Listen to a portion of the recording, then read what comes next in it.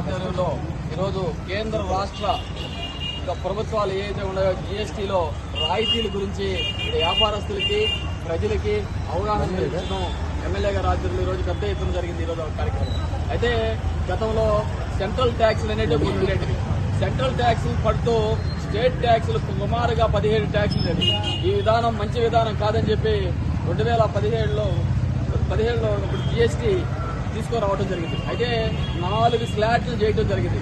4 స్లాట్లలో కొన్ని అవగాహన లోపం స్టార్టింగ్ దేశమంతా ఒకేసారి చేయడంలో ఈ స్లాట్లని ఎవరికైతే పేద చిన్నకారు రైతులకి అన్ని రకాల వ్యాపారస్తులకి ఉపయోగకరంగా ఈరోజు 2 స్లాట్లు చేసి ఈరోజు దేశమంతా పెద్ద ఎత్తున జీఎస్టీ గురించి అవగాహన జరుగుతుంది.